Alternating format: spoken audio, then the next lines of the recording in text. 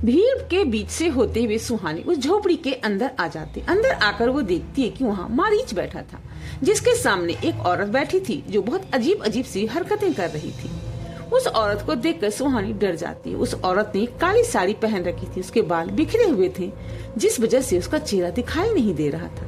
वो औरत उसके सामने बैठे मारीच को देखकर गुस्से से गुर्रा रही थी। मारीच उस औरत को देखते हुए उस कमरे के बाकी लोगों से कहता, हमें कुछ देर के लिए अकेला छोड़ दो। मारीच के कहने पर सभी लोग वहाँ से चले जाते हैं, लेकिन सुहानी वहीं खड़ी रहती है। सभी के जाने के बाद मारीच उस औरत से कहता है, कौन हो तुम और इसके शरीर में क्या कर रही है?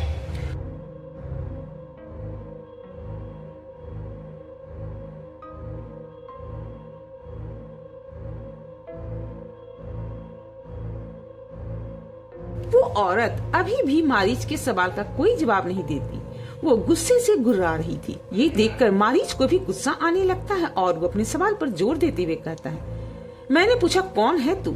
वो औरत अपनी भयानक आवाज में कहती, तू अपना वक्त जाया कर रहा है, मुझे रोक पाना तेरे बस में नहीं है। उस औरत के जवाब से मारीच का गुस्सा और भी ज्यादा बढ़ जाता है और उसे खुद पर बहुत गर्व था, क्योंकि आज तक कोई भी उसके सामने टिक नहीं पाया था। मारीच गर्व के साथ कहता है, मेरे बस का नहीं है, चल अभी देख लेते हैं। ऐसा कहते ही मारीच अपनी आंखें बंद करके कुछ मंत्र पढ़ने लगता है। वो औरत अपने बालों के पीछे से मारीच को मुस्कुराते हुए देख रही थी। ये सब देखकर सुहानी को बहुत ज्यादा डर लग रहा था, लेकिन वो अच्छे से जानती थी कि ये सब सिर्फ एक यादें हैं और यहाँ कोई भी उसका कुछ नहीं बिगाड़ सकता। अपना मंत्र पूरा करके मारीच अपना हाथ उस औरत के सर पर रख देता है। जैसे ही वो उस औरत को छूता है, उसे एक जोर का झटका लगता है और वो कुछ फीट पीछे जाकर गिर जाता है। मारीच अब हैरान हो जाता, क्योंकि ऐसा कुछ उसकी जिंदगी में पहली बार हुआ था। वो फौरन उठकर खड़ा होता है और फिर से उस औरत को देखते हुए एक मंत्र पढ़ने लगता है। तभी अचानक से उस कमरे का माहौल बिल्कुल ठंडा हो जाता है और उस कमरे में जल रहा एक लालटेन बुझ जाता है। अब वहाँ पूरी तरह से अंधेरा हो चुका था, लेकिन मारीच अपनी शक्तियों से अभी भी सब कुछ देख सकता था। सुहानी भी उस अंधेरे में भी सामने का नजारा साफ साफ देख पा रही थी।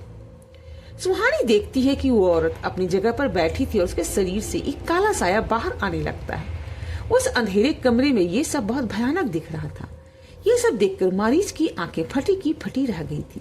वो फौरन होश में आता है और फिर से उस साये को देखते हुए अपना मंत्र शुरू कर देता है, लेकिन उसके किसी भी मंत्र का उस साये पर बिल्कुल भी असर नहीं हो रहा था।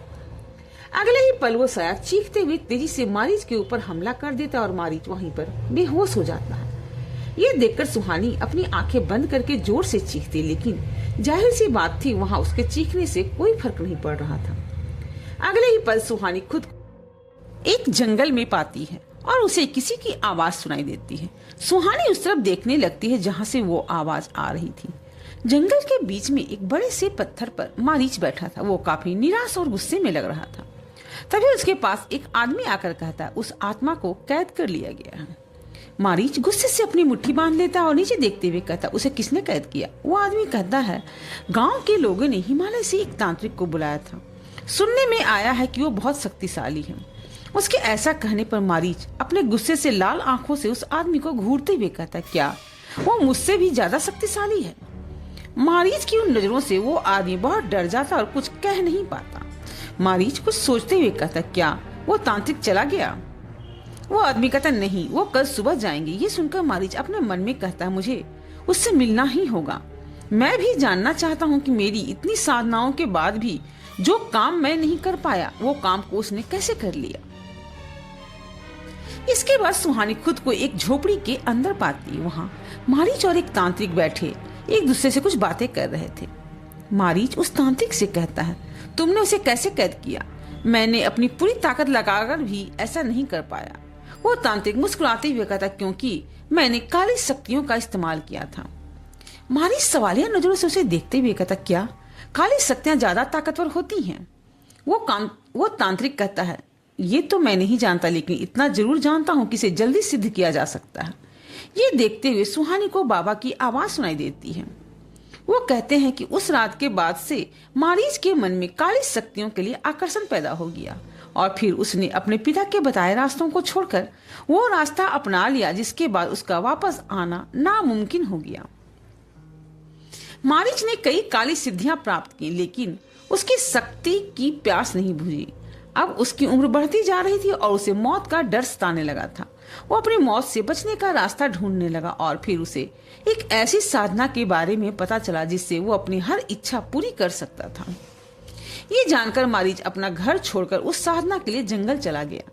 जंगल जाकर उसने कई सालों तक वो साधना की और फिर एक रात उसकी साधना सिद्ध हो गई।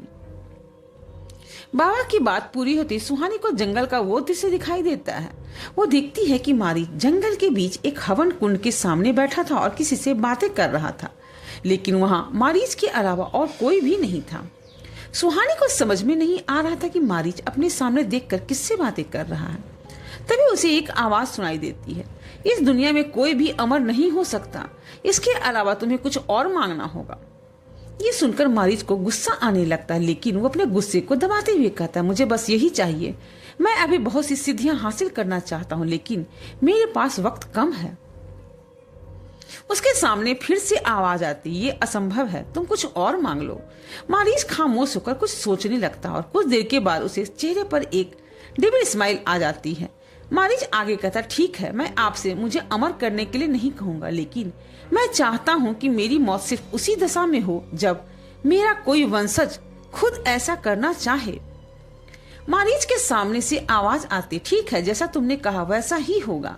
ये सुनकर मारीच के चेहरे पर एक गजब की स्माइल आ जाती है। ये देखकर सुहानी खुद से कहती, इसका मतलब ये अपने वंश को इसीलिए खत्म कर देना चाहता था क्योंकि सिर्फ उसका वंश ही उसकी मौत की वजह बन सकता था।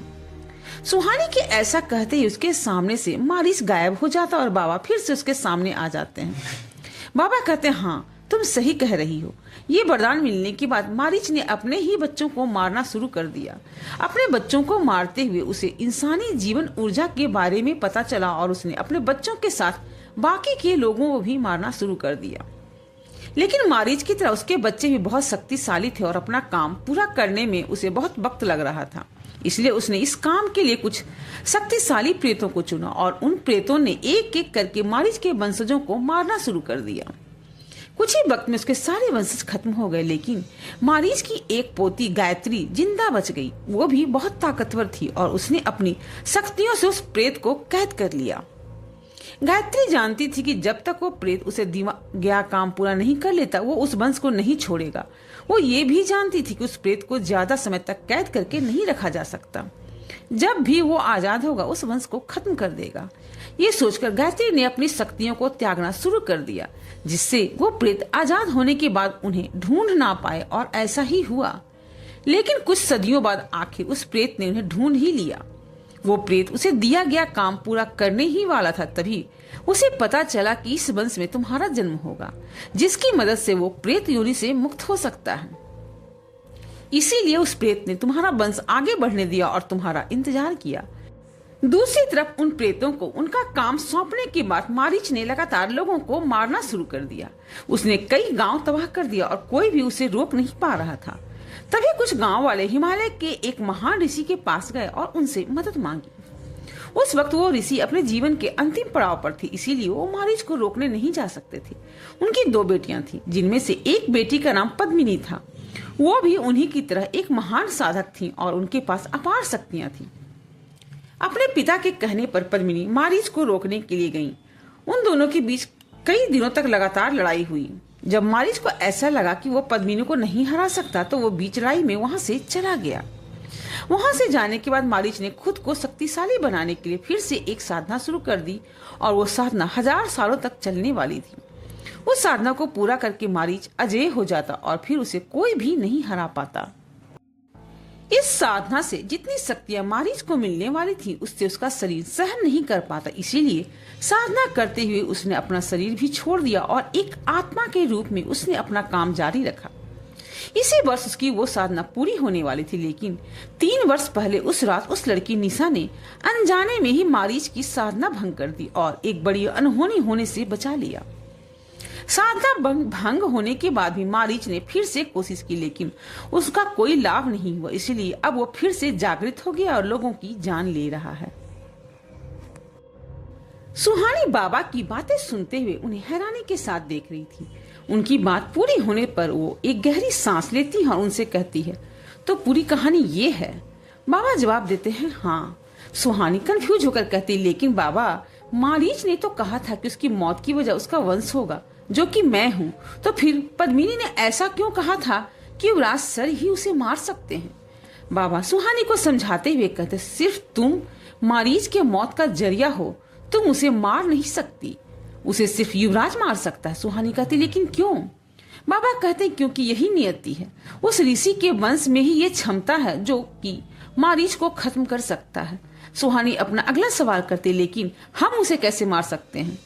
सुहानी का सवाल सुनकर बाबा हल्का सा मुस्कुराते हुए कहते हैं अगर मैंने तुम्हें ये बता दिया तो ऐसा होगा ही नहीं, वो तुम्हारा दिमाग पढ़ सकता है, तुम्हें ये तरीका बताने का मतलब होगा उसे बताना। ये सुनकर सुहानी कुछ सोचते हुए कहती इसका मतलब निशा ने बिल्कुल सही कहा था, इसी वजह से आपके गुरु ने मेरी याददाश्त मिटा दी। बाबा कहते हैं हाँ, वक्त आने पर तुम्हें खुद समझ में आ जाएगा कि तुम्हें क्या करना है। सुहानी कहती है और वो वक्त कब आएगा, क्या हम अभी तैयार नहीं हैं? बाबा कहते हैं युवराज अब बिल्कुल तैयार है लेकिन तुम नहीं, अभी कुछ वक्त बाकी है। सुहानी अपना अगला सवाल करती बाबा तो अब मुझे क्या करना चाहिए? बाबा कहते हैं वक्त आने पर तुम खुद जान जाओगी।